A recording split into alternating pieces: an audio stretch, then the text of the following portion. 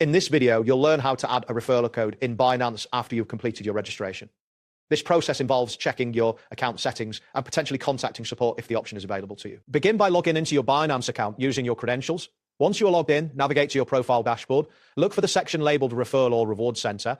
It is important to check this area to determine if adding a referral code is permitted after registration. In most cases, Binance requires that referral codes be input during the initial registration process. If you find that the option to add a referral code is not available, it is essential to confirm this before proceeding with any further actions. This will save you time and effort in trying to make changes that are not supported. If you discover that the system does allow for referral adjustments, you may see an option to enter a referral ID within the referral section. If this option is not visible, you will need to access Binance support through the Help Center. Here you can submit a request detailing your situation. Be sure to include your account information and the referral ID if necessary, as this will help expedite the support process. After submitting your request, patiently wait for a response from Binance support. They will review your request and inform you whether the referral benefits can be applied to your account. If they approve your request, the benefits will be automatically applied to your account.